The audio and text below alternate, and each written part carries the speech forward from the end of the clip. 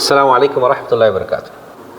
আলহামদুলিল্লাহি রাব্বিল আলামিন ওয়াস সালাতু ওয়াস সালামু আলা আশরাফিল আমবিয়া ওয়াল মুরসালিন ওয়া আলা আলিহি ওয়া সাহবিহি আজমাইন, আম্মা বা'দ। সম্মানিত সুপ্রিয় দিনী ভাই বোনেরা, বর্তমান প্রজন্ম অত্যন্ত ফ্যাশন প্রিয়। নিজ নিজ বৈশিষ্ট্য অনুযায়ী অনেকে অনেক ফ্যাশন ব্যবহার করে থাকে। বর্তমান পৃথিবীতে সবচেয়ে চুলের ফ্যাশন, হেয়ার স্টাইলকে সবচেয়ে বেশি গুরুত্ব দিয়ে থাকে। এই ক্ষেত্রে মুসলিমরাও সেলিব্রিটিকে অনুসরণ করে থাকে, কাফের মুশরিক হলেও।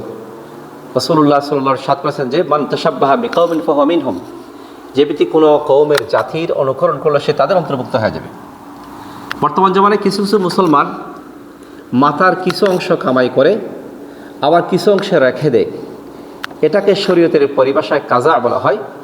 এটাকে রাসূলুল্লাহ সাল্লাল্লাহু আলাইহি ওয়াসাল্লাম কঠিনভাবে হারাম ঘোষণা করেছেন।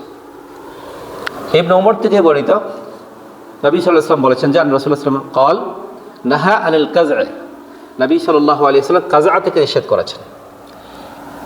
ইমাম নাফি, যিনি ইবনে ওমরের শাগির্দ ছিলেন, তিনি বলেছেন যে আল কাযউ ইয়াহলুকু বা'যু রাসিহি ওয়া ইয়াতরুকু বা'দ। কাযা হচ্ছে মাথার কিছু অংশ কামাই করা আর কিছু অংশ ছেড়ে দেওয়া।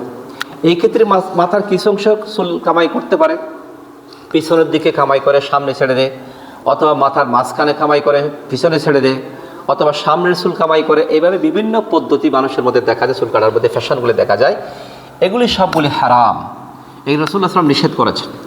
ইবনে ওমর থেকে আরেকটা হাদিস বর্ণিত আছে যে একবার নবী সাল্লাল্লাহু আলাইহি ওয়াসাল্লাম দেখলে এক শিশুর মাথায় কিছু চুল কামাই করা হয়েছে আর কিছু রেখে দেওয়া হয়েছে।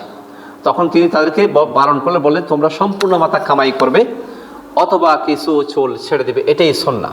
সুতরাং প্রিয় বন্ধুগণ, এই ধরনের কাজা অর্থাৎ কিছু কামাই করা, কিছু ছেড়ে দেওয়া, এটা থেকে আপনাকে বেঁচে থাকতে হবে। আল্লাহ আমাদের সকলকে কোরআন এবং সুন্নাহ সাল্লাল্লাহু আলাইহি ওয়া সাল্লাম রাহমাতুল্লাহি ওয়া বারাকাতুহু।